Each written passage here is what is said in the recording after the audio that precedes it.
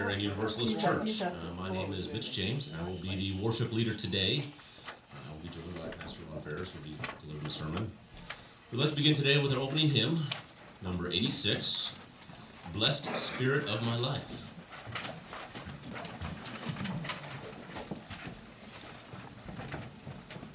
Please stand if you're willing and able.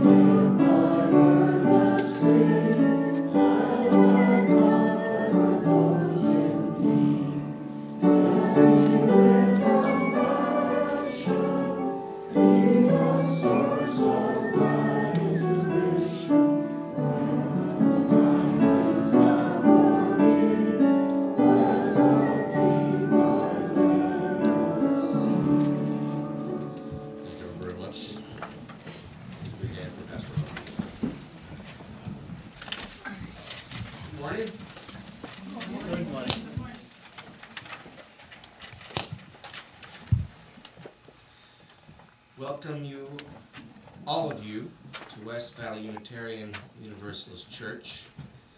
We would like to send a special welcome out to our frequent visitors and newcomers. I assure you that West Valley is a church and a welcoming congregation. And what that means is we welcome you regardless of your politics, your ethnicity, your sexual orientation, citizenship, or your theology. Now, all of these things, of course, matter, and we will celebrate them, whatever they are. So please feel at home. We hope this is not only a sanctuary, but a battery to charge you up. Of course, we would like to know if you are a visitor this morning, or if you are relatively new among us. If you would, please raise your hand and introduce yourselves to the rest of us so that we may feel comfortable in approaching you after church at the coffee hour. So do we have any visitors here? Yes. My name is Claire. This is my second time. Well, welcome and welcome back. Hi, I'm Lisa. This is my first time. And I'm her daughter, Peyton. Thank you all for coming. Anybody else? I'm Joe, and my wife, Roxana. Welcome. We are thin on announcements this morning. I just want to remind you all that we are offering on Thursday nights the Immigration as a Moral Issue workshop.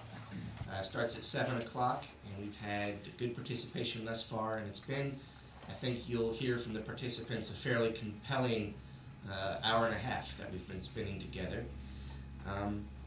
Also, this coming Saturday, there will be a hike to Picket Post Mountain. Picket Post Mountain in Superior, and I gather we'll be hunting wildflowers. Is that right? So that should be We're not allowed to pick them. not allowed. You can pick the post, but not the flowers. Either way, you're going to be hiking, and it'll be good. Also, please take this opportunity to silence your electronic friends, phones, PDAs, what have you.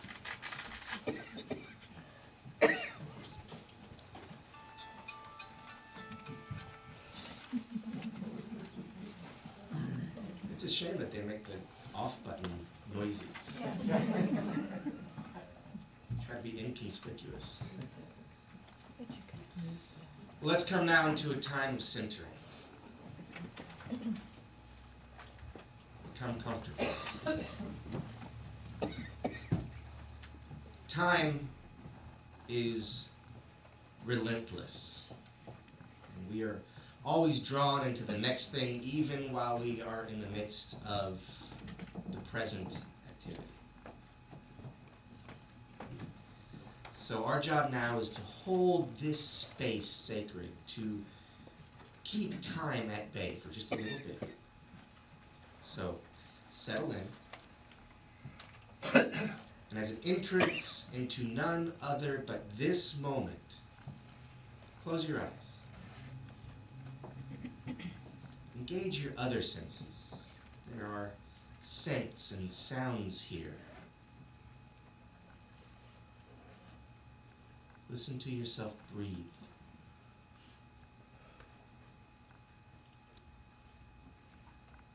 Your heart beats.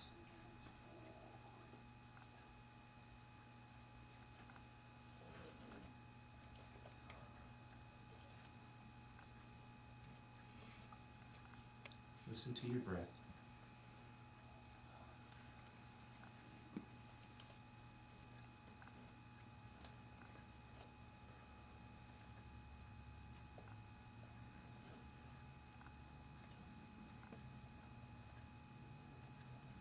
Listen to your breath.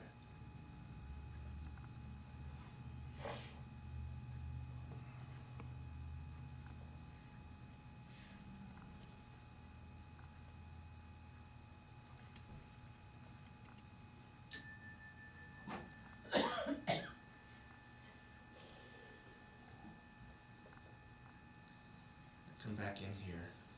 You can open your eyes now. Unless you'd like to keep them closed throughout the service, that would be fine. Our chalice lighting will be brought to us today by Wayne Gamey.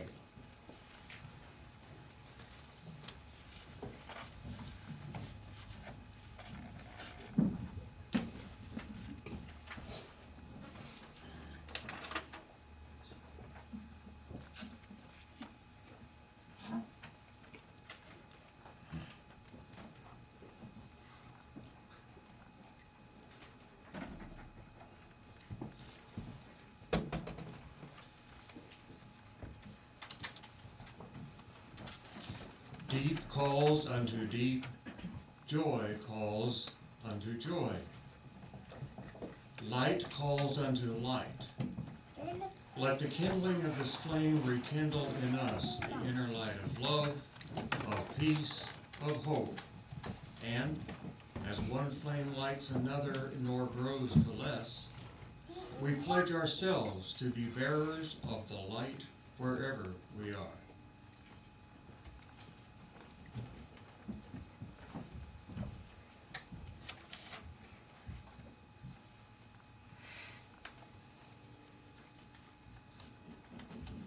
Thank you, Mr. Daniel. Please join me in the unison reading of the UU Covenant, please. Which can be found in the front page of your service guide.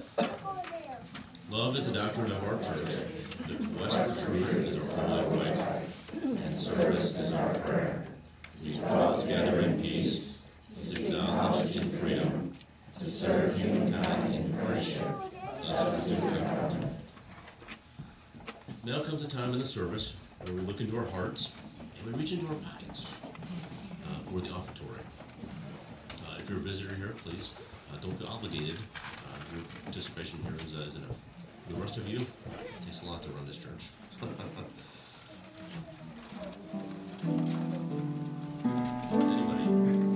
Anybody volunteers?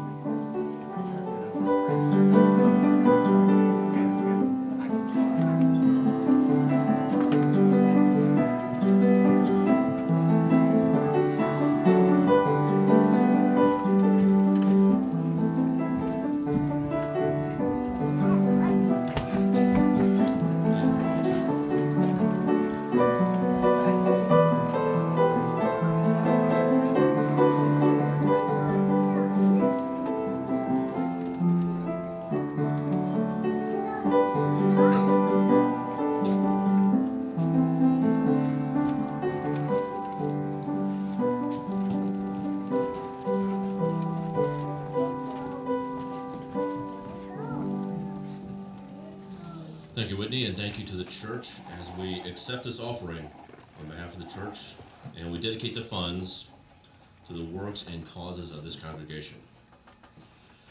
Now, if the children would like to come up and gather around, my assistant, Whitney, will read the story of all ages, entitled If You're Happy and You Know It. And the theme of this book does lend itself to participation from everybody. So if you'd all like to follow along, any children?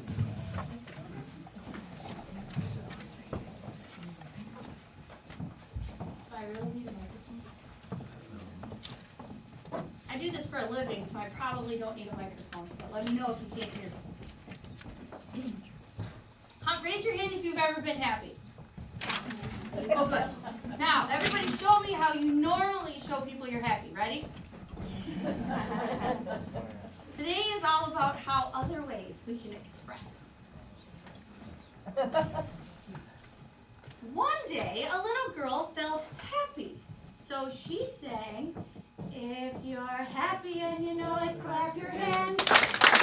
If you're happy and you know it, clap your hands. If you're happy and you know it, and you really want to show it, if you're happy and you no, said the small dog. If you're happy and you know it, swirl your tail. If you're happy and you know it, swirl your tail. If you're happy and you know it, swirl your tail. If you're happy and you know it, whisk your tail around to show it. If you're happy and you know it, wag your tail. My tail is rather insignificant, sang the elephant. So I sing instead. If you're happy and you know it, flap your ears. If you're happy and you know it, flap your ears. I don't see everybody. If you're happy and you know it, flap your ears. If you're happy and you know it, flap your ears around to show it. If you're happy, ridiculous, cried the crocodile, whose ears were very small indeed. If you're happy and you know it, snap your teeth. Snap your teeth. If you're happy and you know it, snap your teeth. If you're happy and you know it, snap your teeth. Snip, snip.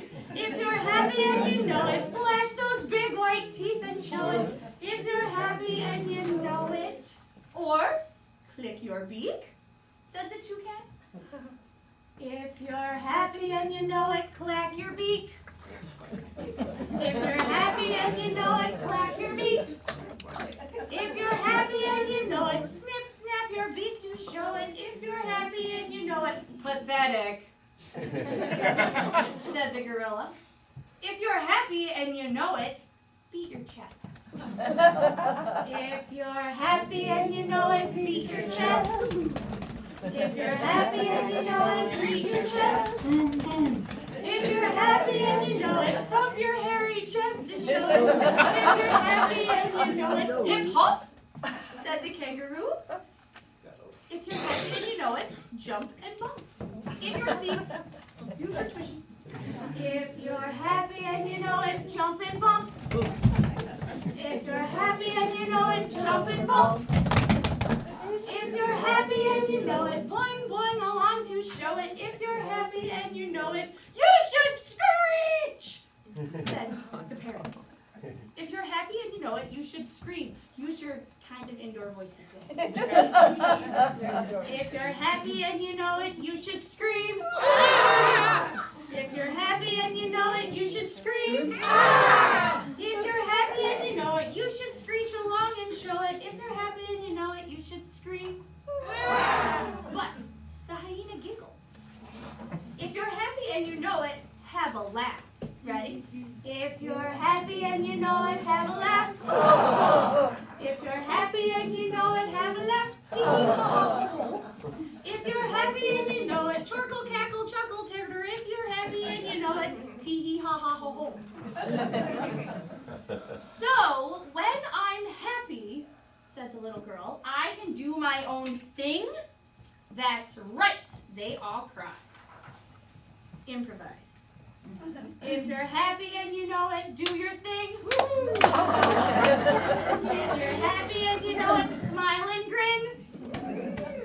Beat your chest. Flap your ears. Black your beak. Snap your teeth. Giggle and screech. Boom boing. That's supposed to be jump jump. Or do your thing. Whitney,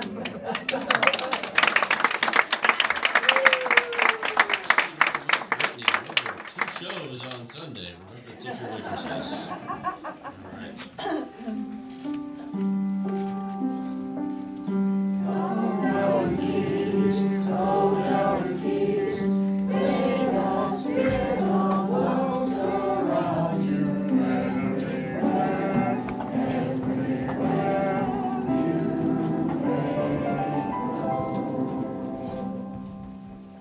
Our responsive reading this morning will be number 532 in your hymnals. 532. The music of the spheres. The music of the spheres. A harmonious universe like the harp.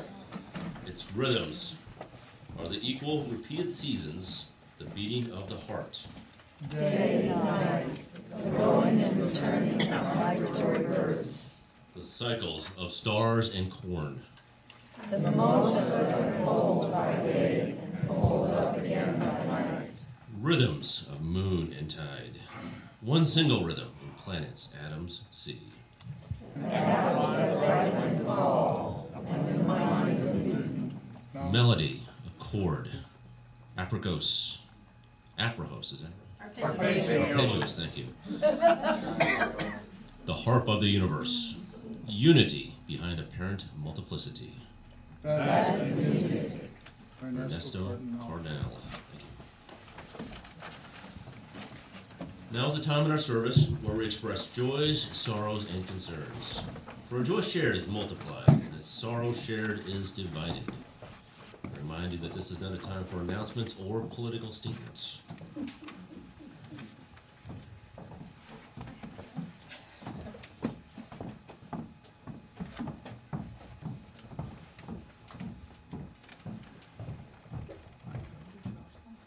Good morning. I'm Stephanie, Caitlin's mom. Sure, a lot of you saw that she broke her arm. So our sorrow was that Thursday she fell off her bike and had a very bad broken arm and actually had to have surgery Thursday night. But our joy is that she got really wonderful care, and we've had a lot of friends and family and loved ones. We've had a lot of friends and family and loved ones come and help us and be supportive. And the main thing is she's going to be okay with no lasting difficulty. Good. Hello. Yeah. So after I said the whole thing, but yeah, she won't have any permanent damage, and she'll be in a cast for only 6 weeks. Yeah. In the end, it's a joy, and she'll be fine. Thank you.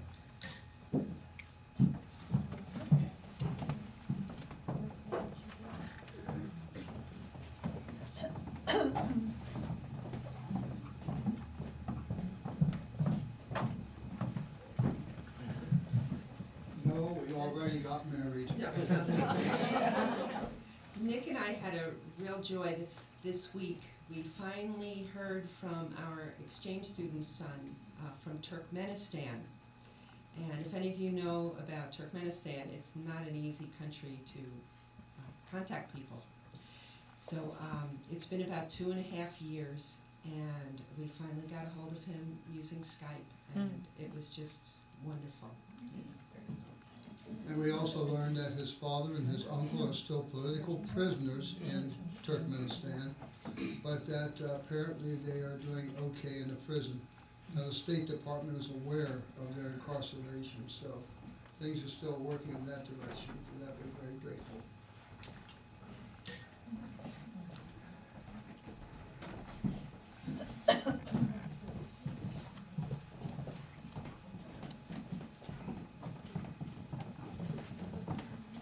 Carl finish up today? Oh, was there one more? Oh, please come on.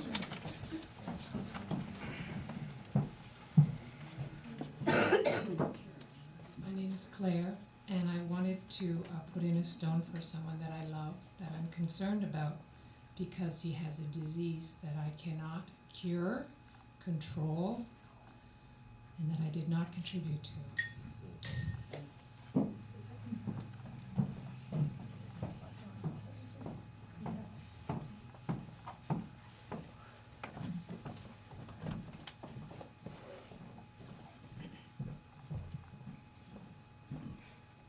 My name is Nancy, and this is a joy. My husband and my daughter will be flying out here next week, and hopefully they will agree to come to church so I can show them off. It'll be the first time my daughter has been out here in 4 years. She came out here 1 year and was in a very sulky mood and wouldn't see anything and said she hated it. So hopefully her experience will be a little better this time.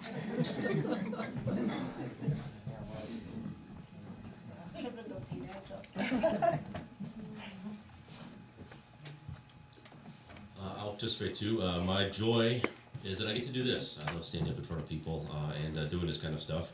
And the sorrow is my children were unable to join today. They're both too sick, and we want to spread that illness around. But they'll probably get the doctors on Monday to get some antibiotics to take care of everything.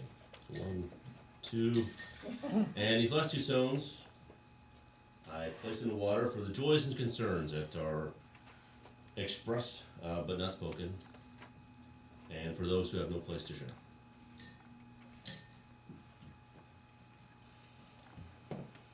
And the next hymn is number 326 in your books.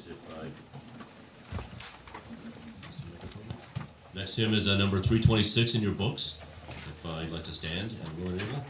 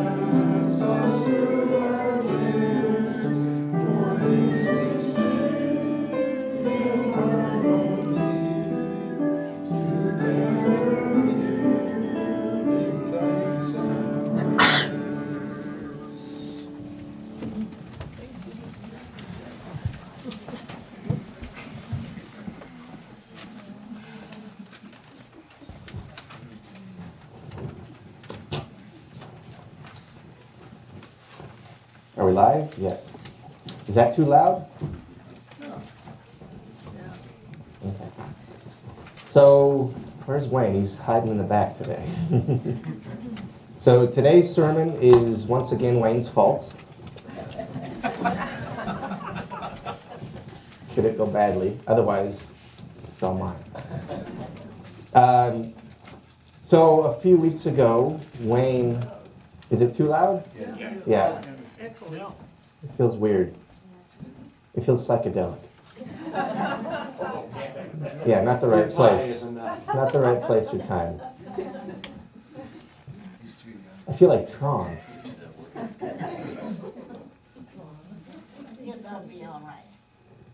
Okay, is that better? Better? Better. Okay. So Wayne. That's right, thank you. He, actually it was an email exchange, he asked me, what the heck do we Unitarian Universalists mean by the Spirit or spiritual experience or spirituality. And I didn't answer him immediately for 3 reasons. The first was that I didn't know. And so I thought maybe a sermon would be in order. Uh-oh. And the second was because I imagine that he wasn't the only one here that has a similar question, which was confirmed to me this morning. And third, I'm not even so sure Wayne wanted an answer.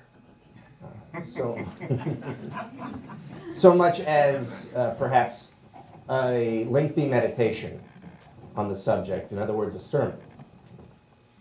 So it's my pleasure and duty to oblige. So, this is a huge topic, and the more I thought about it, the bigger it got, and the more unwieldy it became. And for me, it was kind of like a sweater where you pull one thread, and you just keep pulling and pulling and pulling, and by the end, you don't have a sweater anymore, but just a pile of yarn. But that's okay. I'm going to take that pile and see if I can make it make sense to you all. And the first thing that occurred to me when I was thinking about what the heck spirit means and how do we get a handle on it is that human beings have been having spiritual experiences from time immemorial and cultures innumerable. And they're probably not all liars. So, spiritual experiences are somehow part of our natural human abilities. They're something that we can do,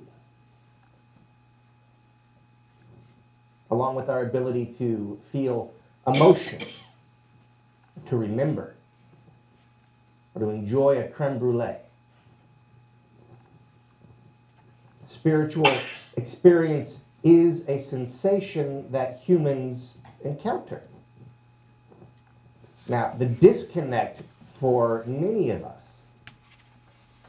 is that the different cultures that have experienced the spiritual use their inherited vocabulary to describe the experience. So, what is a perfectly natural human experience winds up sounding like science fiction or just utterly bizarre to those who don't use that particular vocabulary. And the difficulty we Unitarian Universalists have is that we are quite literal. And so we often reject or have outgrown or cannot subscribe to any particular one of these vocabularies humanity has adapted and evolved to describe what our culture calls a spiritual experience. And because we have rejected or outgrown or cannot commit to one of the vocabularies of experiencing the Spirit, we may have a more difficult time experiencing the Spirit. After all, as humans, we become the stories that we tell about ourselves. And without words to engage it, which in turn invite the experiences that would verify it, how are we supposed to believe in what the Spirit is? But does spirituality require belief in what the Spirit is? Well, that's not quite the right question. Spirituality rather asks us to acknowledge that what we call the spiritual does indeed address a legitimate mode of experience. It asks us to invest in a vocabulary. So we are left to either create one, which feels arbitrary, or to adopt one, which may feel dishonest, depending on your theological disposition.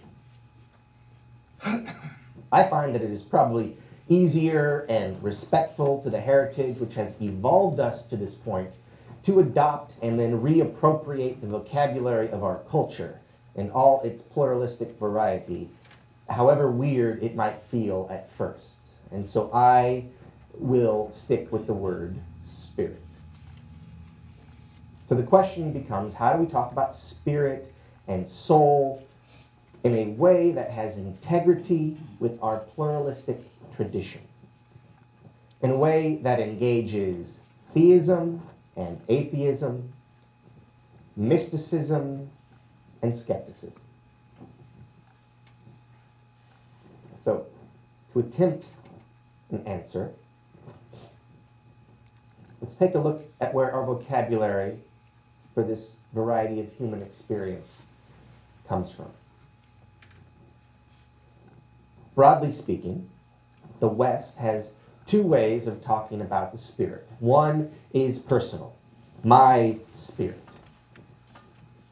And the other is bigger, as in the Spirit of God, which is the third leg of the Christian triathlon, or the spirit of a time, as in zeitgeist. Of course, our Unitarian forebears rejected the Trinity as biblically unfounded, so our penchant for literalism goes back for some time. At any rate, whether personal, cultural, or theological, all these designations of spirit note the same thing. Spirit is something beyond the material that is nonetheless experienced. Beyond the material, but engaged by the material. And perhaps even produced by the material. But before we get into that, I want to veer into a little pastime that is near and dear to the hearts of Unitarian Universalists the world over, pulpits and pews throughout the land. And I'm referring to etymology, the history of words. We can't seem to get enough of this. Okay, so for the sake of argument, let's say that the Western tradition is rooted in the Hebraic, Greek, Latin, and German cultures. All right, so in Hebrew, the word for spirit is ruach, and it means breath or wind. In Greek, the word for spirit is pneuma. It means spirit or wind. You might be sensing a trend here. In Latin, the word for spirit is spiritus. Guess what it means? Breath or wind. Okay, but German is different. In German, the word for spirit is Geist. And you could hear its descendant word, ghost. But in its earliest uses, Geist referred to the living mind of a sleeping person. I should know better than to go into German etymology with German speakers in the room. I'm sure we'll talk about this in the line afterwards. At any rate, what this indicates, at least to me, is a dream. The living mind of a sleeping person. It's like a dream. So, what we have is zeitgeist is an era's dream. And then spirit becomes, at least for our culture, 3 parts breath, 1 part dream, stir, and serve chilled with a lemon twist. Cheers. All right, so that's obviously a joke, but maybe not obviously, but it was. It's an interesting way, though, to consider the Spirit. 3 breaths and a dream. Spirit is the animating breath of life. It is also, as all dreams are, a metaphor. And meaningful in ways that are difficult to describe. So is there such a thing as a spirit? Considered in this way as both breath and dreams, I would say yes, most definitely. But it's not voodoo. Spirit is natural. And there's nothing necessarily supernatural about it or its experience. But we will get a little more spooky now. Never veering into the supernatural, we will step into the extra material. And I want to talk about emergence, which I've talked about from this pulpit before. Emergence as a way of coming to terms with the soul or the spirit. So, just to recap, emergence is a theory in theology, and biology, psychology, neuroscience. And it has to do with the observation that reality cannot be reduced to pure mechanics. This theory fights with Newton's unintended legacy. Emergence theory observes that particular complexities produce something more than the sum of their parts. Some relationships produce something more than the relating entities. So, for instance, temperature is an emergent property. It makes no sense to say that a single particle has a temperature. Temperature is not present in any of its constituent particles in isolation, but only in the whole. It's a measure of kinetic energy, so it needs a lot of things moving together.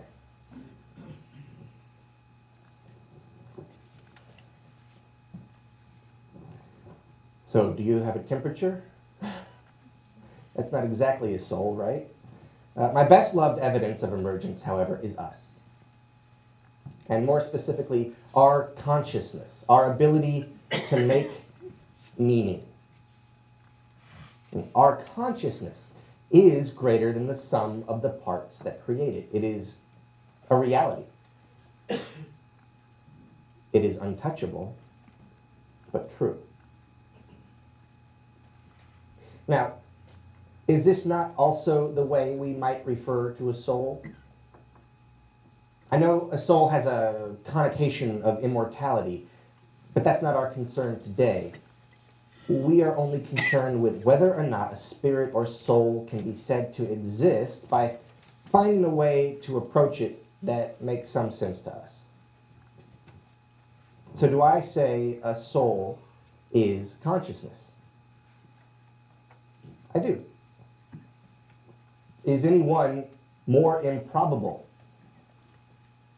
given the vastness of time and space than the other?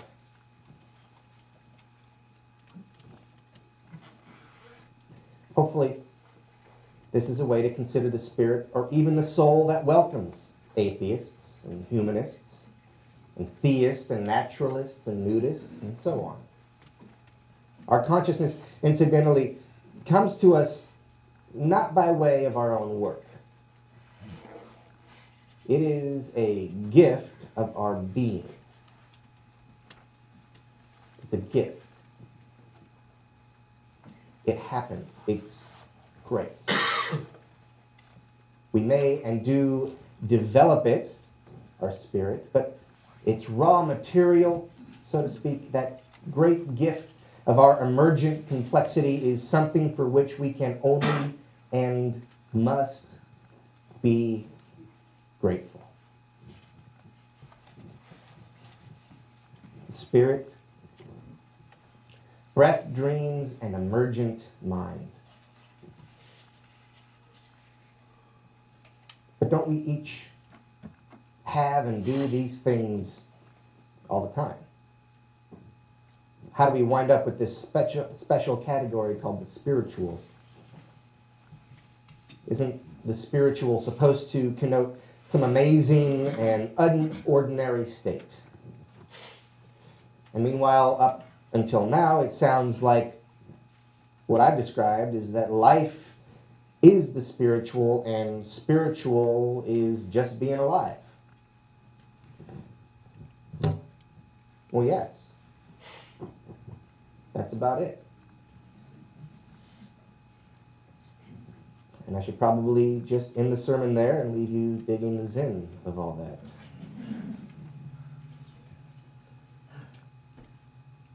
But while I think the life is the spiritual equation is true, I also think it is only really practiced by the great masters.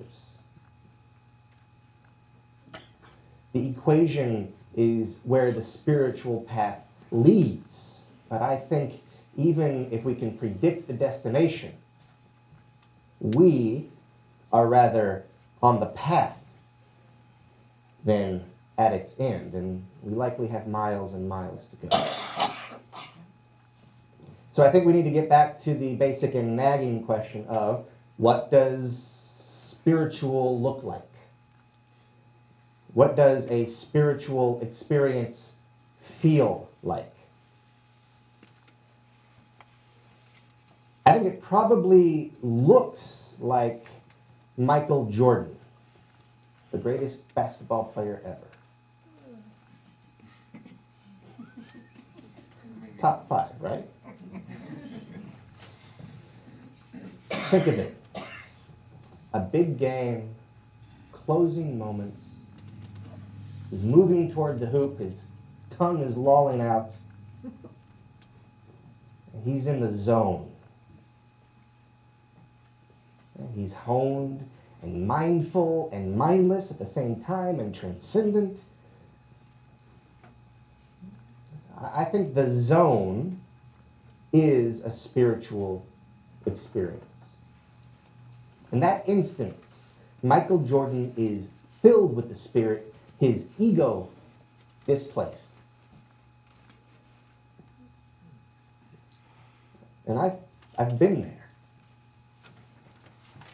Not on a court. But I've been there. I imagine we all have in some venue or another, however briefly. I mean, I've seen the Dead. The Grateful Dead. And I danced and danced and danced. So that is a spiritual experience. But it may go unrecognized as such. And here it may do to point out that a spiritual experience is somewhat different than spirituality. Spirituality requires intention over time. An intention toward a spiritual experience. So one may be filled with spirit or a or the spirit, a la Michael Jordan when he's in the zone. But spirituality asks for more self-awareness. In its most powerful manifestation, spirituality asks that we prepare for it beforehand and reflect on it afterwards as a spiritual experience. Now, Michael Jordan was famous for his practice regimen. but it was intended for competition, not a spiritual experience or development. And spirituality requires spiritual practice. Spiritual practice changes us. And this is where I hope this sermon becomes directly relevant to our daily lives. You see, practice determines us. In fact, it does so chemically. And this is so because when neurons fire together, they wire together. Practice literally changes our brain chemistry in a way that reinforces that which we practice. And this includes attitudes and aptitudes.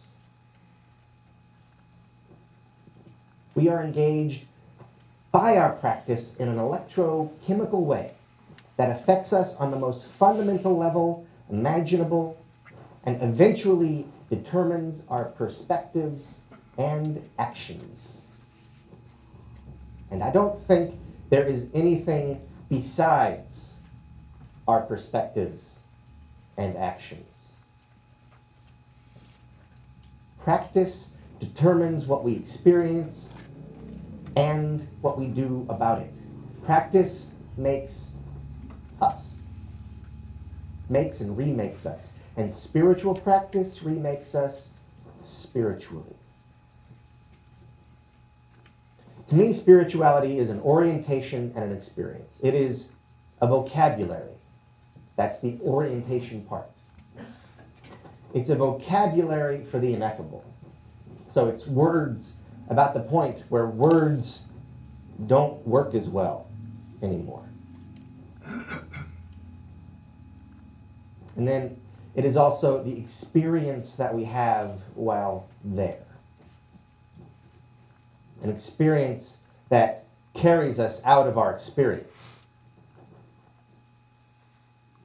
An experience that carries us out of our experience. And what I mean here, because that's kind of trippy to think about, is that while experience is understood in language, the spiritual experience is beyond language. It is beyond self-concern. It is beyond the material. Spirituality and spiritual experience ask for spiritual practice. Spiritual practice is a discipline. Discipline yields integrity. Integrity yields strength of character. And I think that is what you see in the eyes of those deemed to have some kind of spiritual connection.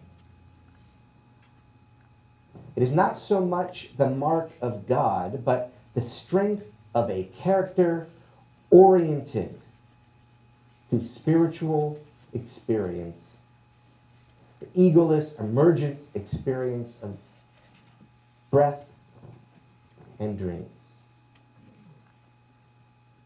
Not so much the mark of God, but the strength of a character oriented toward the egoless, emergent experience of breath and dreams. But then what's the difference?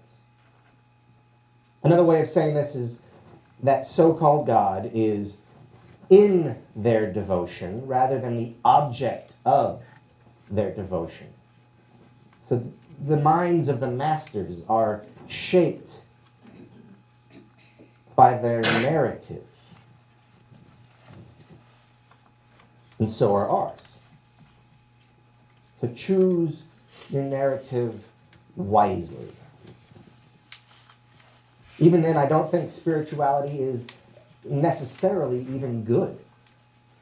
It can be. And it can make good more meaningful. then again, there may be no more obvious display of the spirit and spiritual experience than Nazi Germany.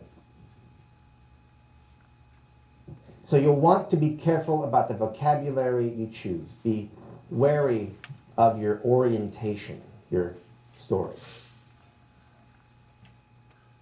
It may help to find a trusted guide, a tested guide, or to find some anchor point, a book, a code, a myth, a community, congregation,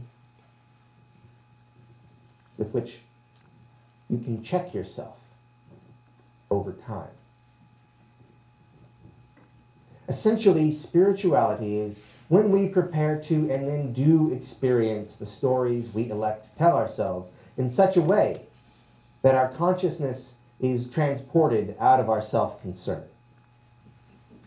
We connect with something beyond, but also within our workaday preoccupations. And does this make us better people? Does spirituality make us more compassionate or more generous? I would say that depends on your practice. It depends on the stories that you elect to tell yourself.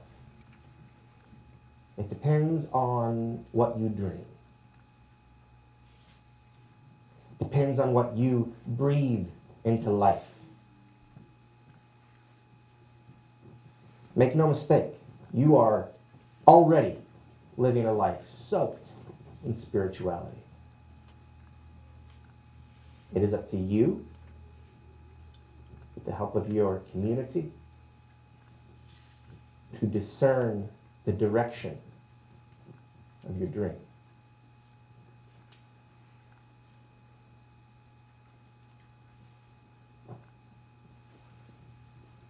And now, if you'll rise as you're willing and able, join us in singing the closing hymn, hymn number 6, Just as Long as I Have Breath.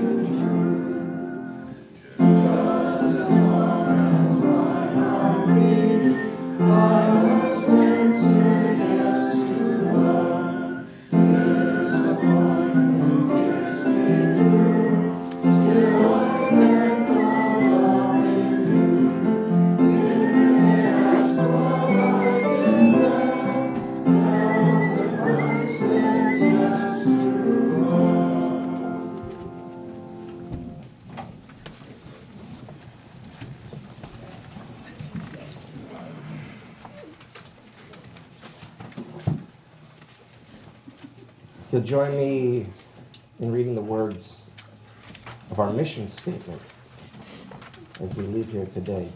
They are printed at the bottom of your order of service. All extinguished the chalice as we read. This church provides a safe place.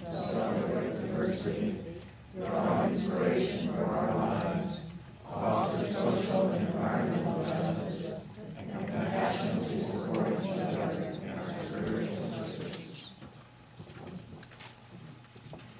So we support each other in our spiritual searches. We remind each other to breathe, dream well. We listen to each other's stories. We help each other discern the merit, the truth, and the health of those stories. And we do this together. May it be so.